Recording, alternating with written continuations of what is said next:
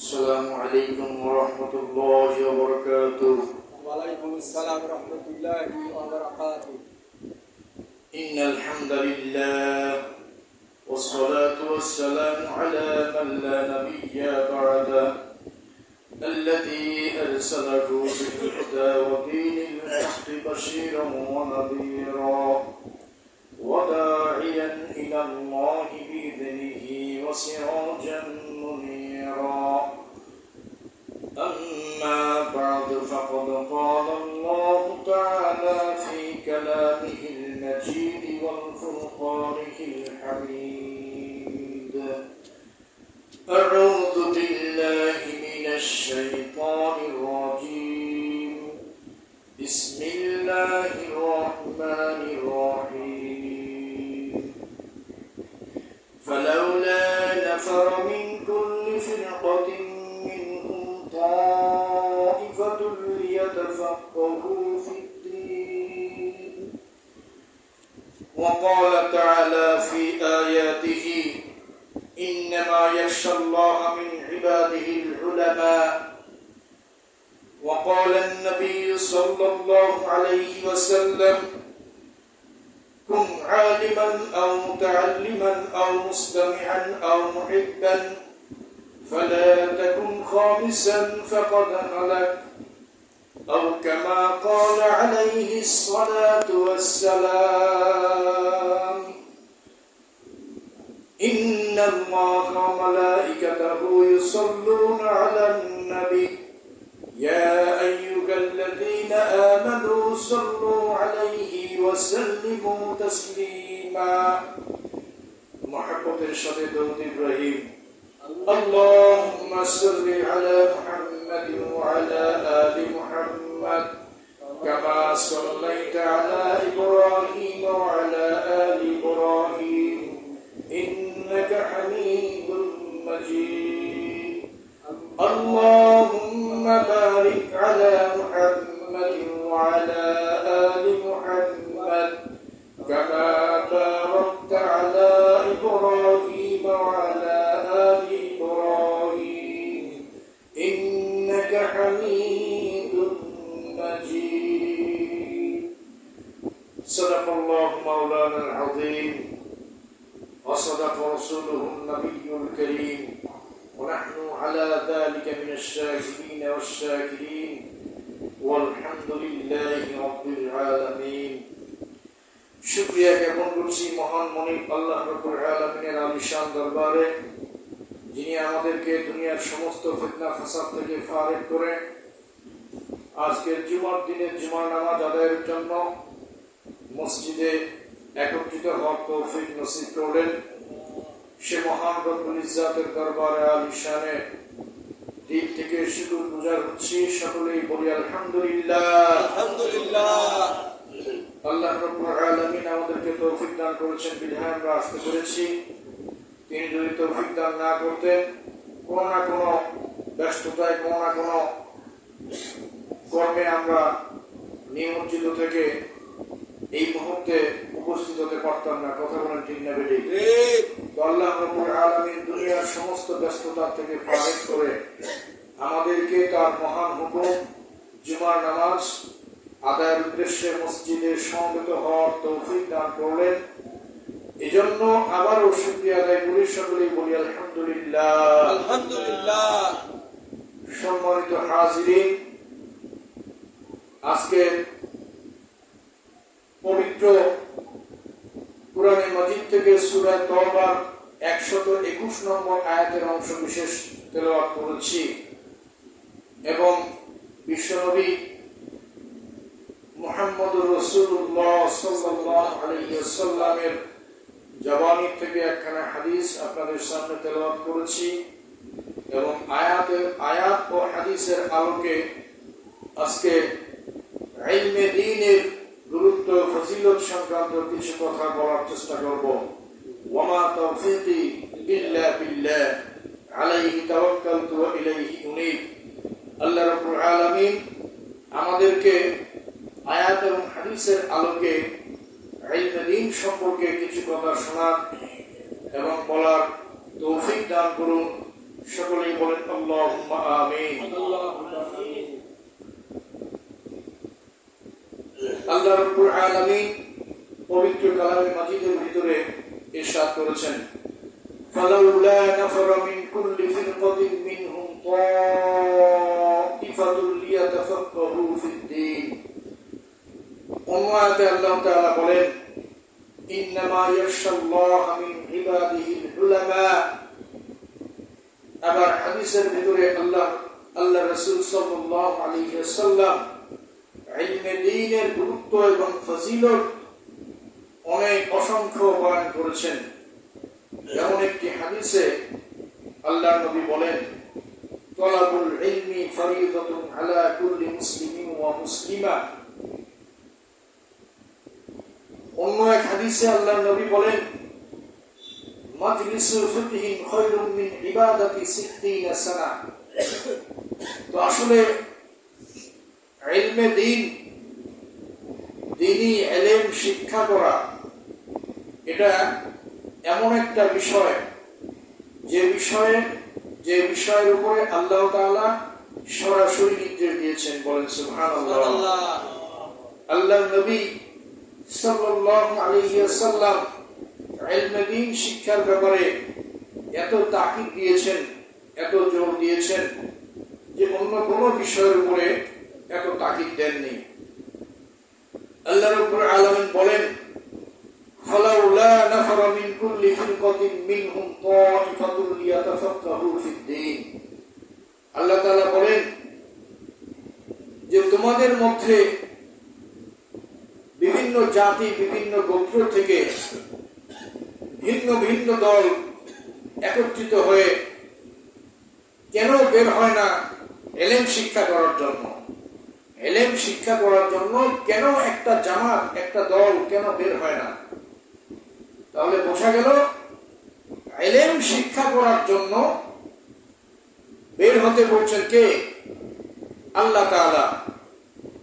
ইলম শিক্ষা করার জন্য বের হতে বলেছেন কে? আল্লাহ তাআলা। গভীর মনোযোগ দিয়ে শুনবেন।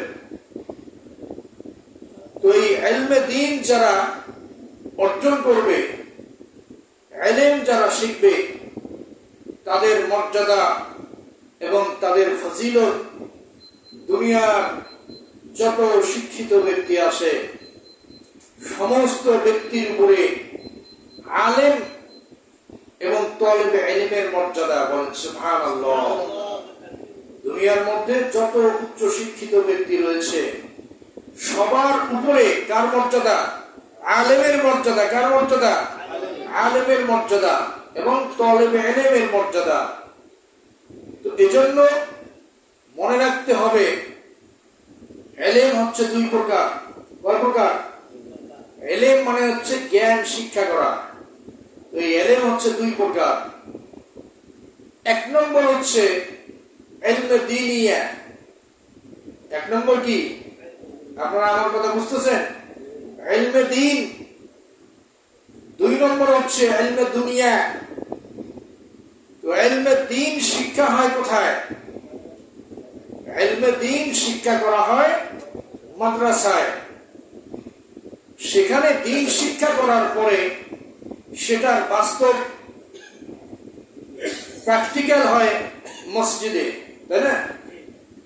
ইলমে দ্বীন অর্থাৎ নামাজের ইলম, রোজার ইলম, যাকাতের ইলম, দান সদকার ইলম, এগুলো কোথায় শেখানো হয়?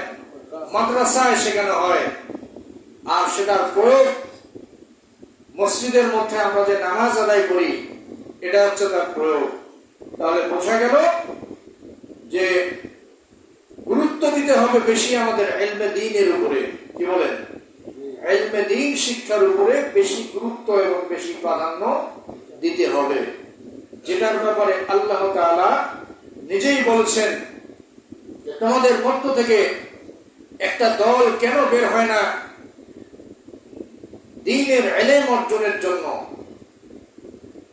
অপরদিকে আল্লাহ নবী বলেন, তালাবুল ইলমি ফরিদাতুন আলা কুল্লি মুসলিমিন ওয়া মুসলিমা। দ্বীনি ইলম শিক্ষা করা প্রত্যেক মুসলমান নর নারীর উপরে কি ভাই? ফরজ। ইলম, কোরআন হাদিসের ইলম, এটা শিক্ষা করা প্রত্যেক মুসলমান নরনারীর উপরে খরচ করে দিয়েছেন। এটা এই কারণে করা হয়েছে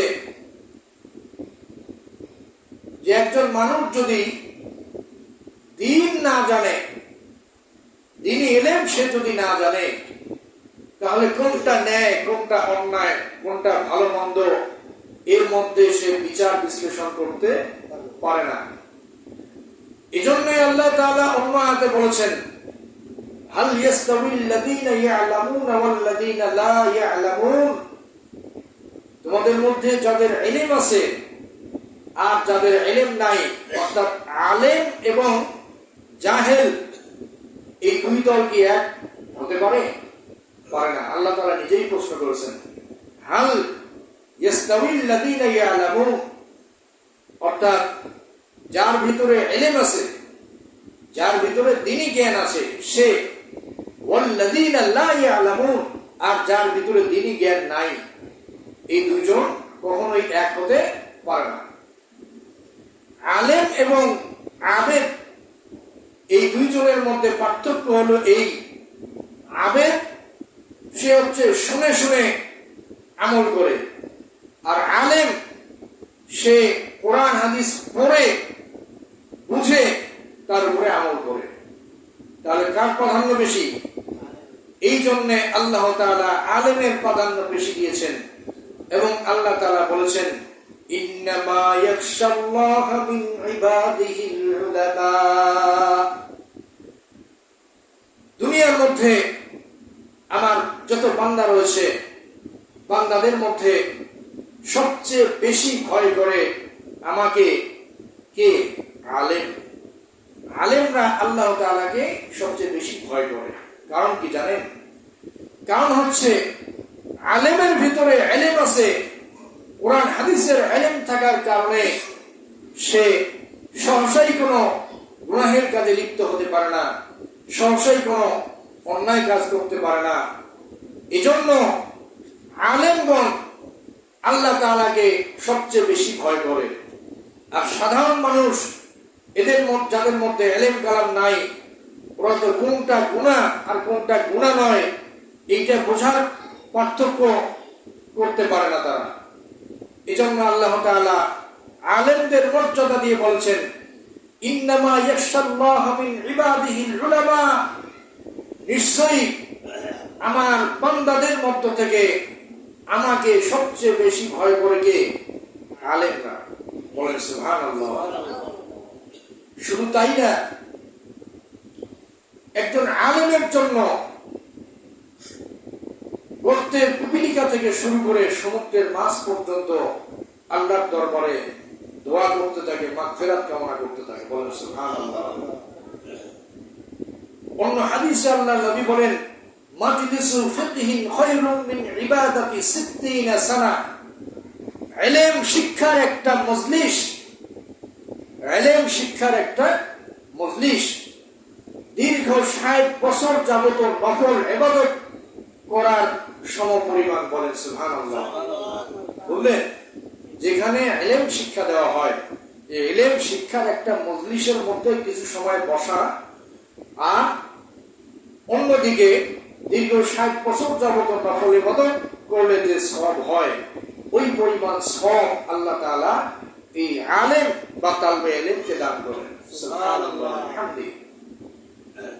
এজন্য আমাদের উচিত অন্তত আমাদের সন্তানদেরকে, অন্তত একটা সন্তানকে হলেও কি করা? দ্বীনি ইলম অর্জন করানো, দ্বীনি ইলম শিক্ষা দেওয়া। দুনিয়ার ইলম আর দ্বীনি ইলমের মধ্যে পার্থক্য হলো এই যে দুনিয়ার ইলম শিক্ষা লাভ হয় স্কুল, কলেজ, ইউনিভার্সিটি থেকে, আর দ্বীনি ইলম শিক্ষা লাভ হয় মাদ্রাসা থেকে। দুনিয়ার ইলম যে যতই অর্জন করুক না কেন, তার ভিতরে যদি ন্যূনতম দ্বীনি ইলম না থাকে, ন্যূনতম দ্বীন না থাকে, তাহলে সে প্রকৃত মানুষ হিসেবে গণ্য হবে না। কেন? এটা এই জন্যই বললাম যে সে স্কুল কলেজ ইউনিভার্সিটি যতই পড়ুক না কেন, তার ভিতরে ন্যূনতম দিনই জ্ঞান না থাকার কারণে সে কিন্তু সঠিকভাবে নামাজ আদায় করতে পারবে না বা পারে না। সে তার মৃত বাবা মায়ের জন্য হাত তুলে দোয়া করতে পারে না, তার পিতা মাতার আত্মীয় স্বজনের জানাজায় সে অংশগ্রহণ করতে পারে না, অর্থাৎ জানাজা পড়াতে পারে না। আর অপরদিকে একজন আপনার যে সন্তানটাকে মাদ্রাসায় পড়িয়েছেন, দ্বীনি ইলম শিক্ষা দিয়েছেন, আপনার ওই সন্তানটার দ্বারায় কি হবে? ওই সন্তানটা যখন আপনি মারা যাবেন তখন আপনার জন্য সে আপনার পাশে আপনাকে সামনে নিয়ে জানাজার নামাজ পড়াবে, আপনার জন্য যখন দোয়া করবে, রব্বির হামহুমা কামা রব্বায়ানি সগীরা, আপনার জন্য যখন চোখের পানি ছেড়ে দিয়ে সে দোয়া করবে, চোখের পানি নাকের গোড়ায় আসার আগেই আল্লাহ রাব্বুল আলামিন ওই আলেমের পিতামাতার কবরের আযাবকে মাফ করে দিয়ে দেন। সুবহানাল্লাহ বিহামদিহি। এবং ওই তালবে ইলম যে মাদ্রাসা পড়েছে, ইলম শিখেছে, ওই তালবে ইলমের জন্য সমগ্র মাখলুকাত তার জন্য দোয়া করতে থাকে। বলেন সুবহানাল্লাহ।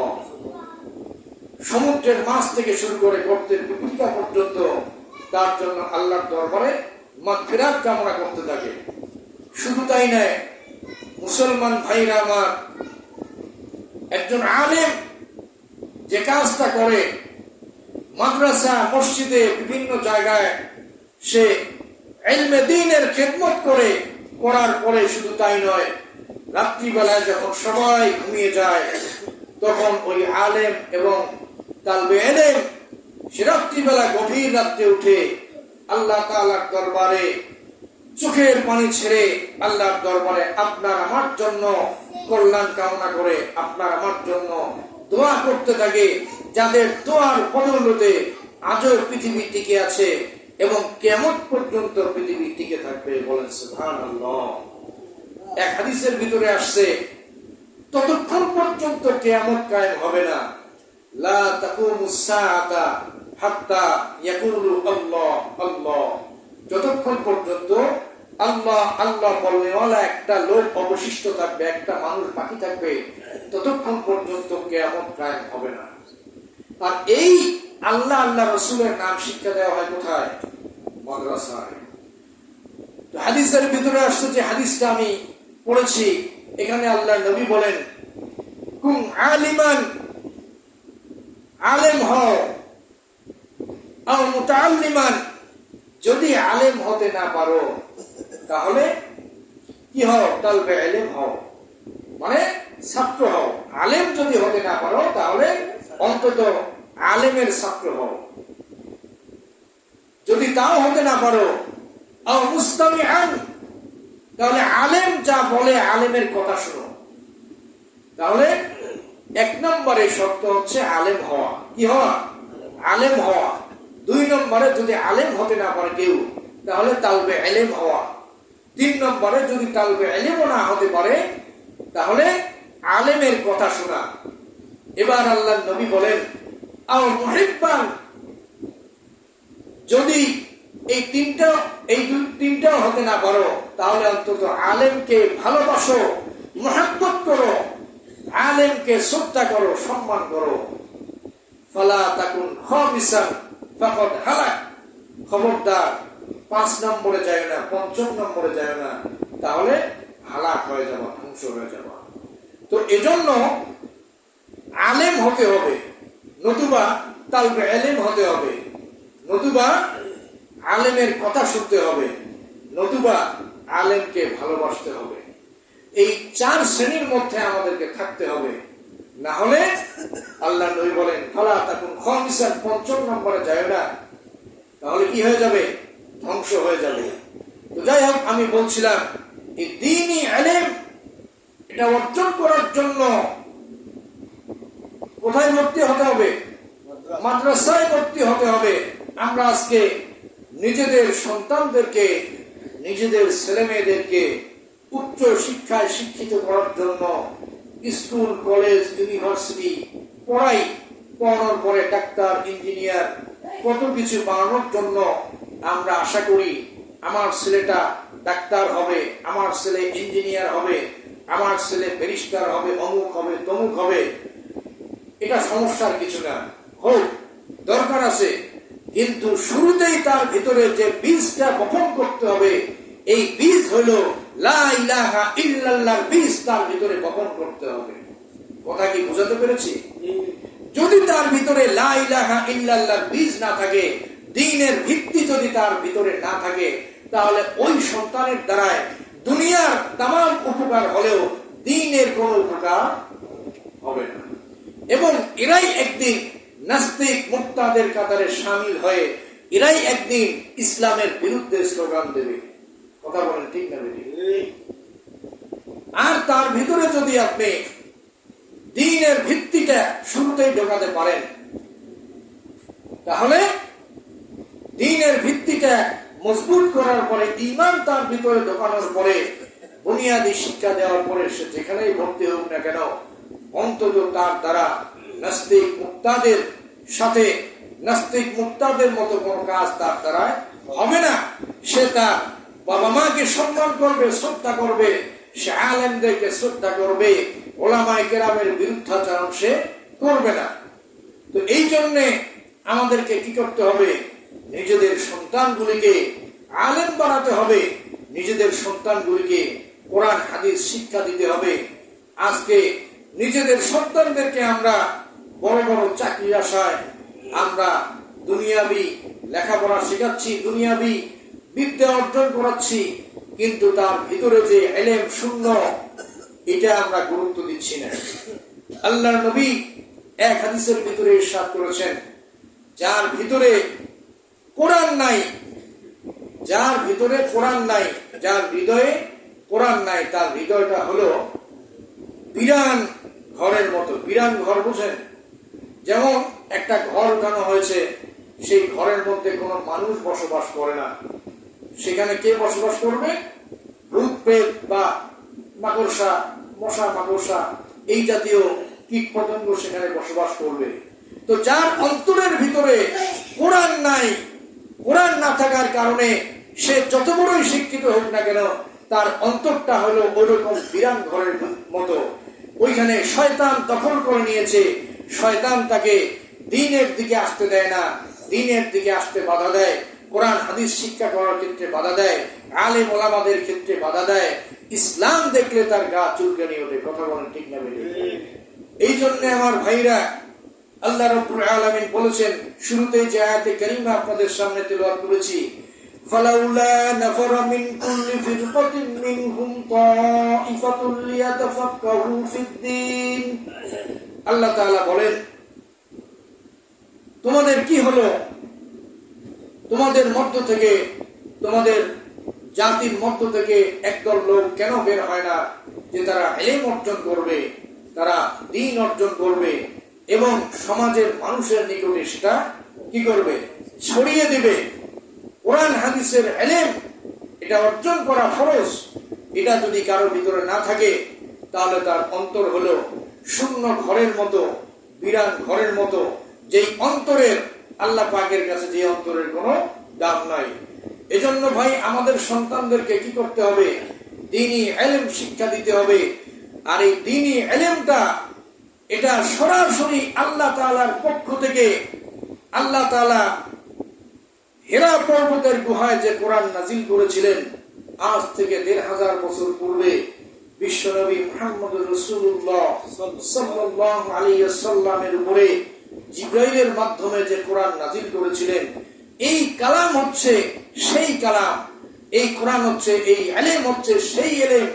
আর এই ইলম অর্জন করার জন্য কষ্ট করতে হবে, পরিশ্রম করতে হবে। বিনা কষ্টে আর বিনা পরিশ্রমে আল্লাহ তাআলা এই আমানত, এই ইলম কাউকে দেন না। যারা কষ্ট করে, পরিশ্রম করে, মাদ্রাসায় লেখাপড়া করে, আল্লাহ রাব্বুল আলামিন তাদেরকেই এই ইলমের মহা মূল্যবান সম্পদ দান করেন। বলেন সুবহানাল্লাহ। আর যারা ইলম অর্জন করবে, আল্লাহ তাআলা দুনিয়াতেও তাদেরকে সম্মানিত করবেন, আর আখিরাতে তাদের জন্য রয়েছে অফুরন্ত সম্মান। কিয়ামতের ময়দানে আল্লাহ নবী হাদিসে পাকে ইরশাদ করেছেন, মান ক্বারাআল কুরআনা ফাস্তাযহারাহু ফাহাল্লা হালালাহু ওয়া হাররামা হারামাহু আদখালাহু আল্লাহুল জান্নাতা ওয়া শাফাআহু আশরাতিন মিন আহলিহি কুল্লুহুম ক্বাদ ওয়াজাবাত লাহুন নার। বলেন সুবহানাল্লাহ। আলেম যারা হবে, তালবে ইলম বা হাফেজে কোরআন যারা হবে, কিয়ামতের ময়দানে আল্লাহ রাব্বুল আলামিন তাদেরকে এমন একটা নূরের টুপি পরিয়ে দেবেন, যেই নূরের টুপি পরার কারণে পুরো কিয়ামতের ময়দান সূর্যের আলোর থেকেও বেশি আলোকিত হয়ে যাবে। সুবহানাল্লাহ। আরেক বর্ণনায় আসছে তাদের পিতা মাতাকে এই টুপি পরানো হবে, আর তাদেরকে বলা হবে যে তুমি এমন 10 জন ব্যক্তিকে সুপারিশ করে জান্নাতে নিয়ে যাবা, যেই 10 জন ব্যক্তির ব্যাপারে জাহান্নামের ফয়সালা হয়ে গেছে। বলেন নাউযুবিল্লাহ। তার পিতা মাতা, দাদা দাদি, নানা নানি, তার এরকম উস্তাদ, এরকম ভাবে ছাত্র, তার শিষ্য, এরকম ভাবে 10 জন ব্যক্তিকে বলে দেয়া হবে এই 10 জন ব্যক্তিকে সুপারিশ করে জান্নাতে নেওয়ার ব্যাপারে তোমাকে অনুমতি দেওয়া হলো। বলেন সুবহানাল্লাহ। এই জন্য ভাই, আমাদের সন্তানদেরকে আমরা আলেম বানাই। আলেম এই কারণে বানাবো, আল্লাহ তাআলা তার দ্বারা দুনিয়াতেও ফায়দা দেবেন এবং কিয়ামতের ময়দানেও আল্লাহ রাব্বুল আলামিন তার কারণে আমাদেরকে ইজ্জত আর সম্মান দেবেন। বলেন সুবহানাল্লাহ। আজকে অনেক মানুষ আছে তাদের সন্তানদেরকে অনেক উচ্চ শিক্ষায় শিক্ষিত করেন, করার পরে পরিশেষে ওই সন্তানটাই তার বাবা মাকে সেভাবে আর দেখে না, সেভাবে মূল্যায়ন করে না। সে যখন একটা ভালো কর্মসংস্থানে চলে যায়, সে তার বাবা মাকে ভুলে যায়, তার পরিবার পরিজন, তার আত্মীয় স্বজনকেও সে দেখাশোনার টাইম পায় না। কথা বলেন ঠিক না বেশি? এই জন্য ভাই, প্রথম যে কাজটা আমাদের, সে কাজটা হলো প্রথম কাজটা হলো আমাদের সন্তানের ভিতরে দ্বীনি ইলমের বীজটা আগে বপন করতে হবে। ছোট্ট একটা ঘটনা বলি। আমার পরিচিত এক আত্মীয়, ওনার 2টা সন্তান। কটা সন্তান? 2টা ছেলে। তো বড় ছেলেকে স্কুলে পড়িয়েছে আর ছোট ছেলেটাকে মাদ্রাসায় ভর্তি করে দিয়েছে। তো বড় ছেলেটা স্কুল পড়ে, কলেজ পড়ে, মেডিকেল ডিপ্লোমা করেছে, করার পরে এখন পর্যন্ত সে তার একটা কর্ম জোগাড় করতে পারেনি। এখন পর্যন্ত সে তার বাবা মার মুখ উজ্জ্বল করতে পারেনি। আর ছোট ছেলেটা মাদ্রাসায় পড়েছে, প্রথমে হাফেজ হয়েছে। হাফেজ হওয়ার পরে সে দাওরা ফারেক করেছে, এরপরে মুক্তি হয়েছে। হওয়ার পরে একটা মাদ্রাসায়, রংপুরের ঐতিহ্যবাহী জুম্মাপাড়া মাদ্রাসায় তার চাকরি হয়ে গেছে। চাকরি হওয়ার পরে সে এই চাকরির অর্থ দিয়ে তার বাবা মাকে দিচ্ছে। তার বাবা মা তার প্রতি এতটাই খুশি, এতটাই সন্তুষ্ট যে সন্তান হাফেজ হয়েছে, এই সন্তান আলেম হয়েছে, যার উপরে আমরা কোনো আশা করতে পারি নাই। আর যে সন্তানটাকে আমরা এত টাকা পয়সা খরচ করে লেখাপড়া শিখাইলাম, সেই সন্তানটার আজও পর্যন্ত কোনো কর্মসংস্থান হলো না, কোনো গতি হলো না।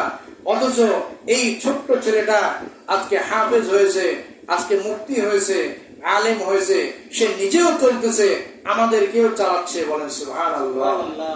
আর তার কাছে গেলে তার উস্তাদেরা পর্যন্ত আমাদেরকে যে সম্মান দেয়, তার উস্তাদেরা পর্যন্ত আমাদেরকে যে মহাব্বত করে ভালোবাসে, তার ছাত্ররা যে মহাব্বত করে ভালোবাসে, আসলে এটা হচ্ছে একমাত্র আল্লাহ তাআলার পক্ষ থেকে আলেমদের সম্মান আর মর্যাদা দুনিয়াতে আর কিয়ামতের ময়দানে তো আছেই। সে আমার আত্মীয়, তাকে দেখলে প্রাণটা জুড়িয়ে যায়।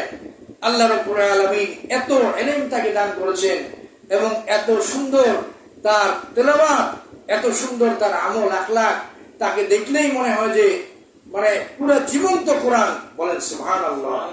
তো এজন্য আল্লাহ রাব্বুল আলামিন বলেছেন যে তোমরা দ্বীনি ইলম শিক্ষা দাও সন্তানদেরকে। কি আল্লাহ নবী বলেন তলাবুল ইলমি ফরিদাতুন আলা কুল্লি মুসলিমিন ওয়া মুসলিমা।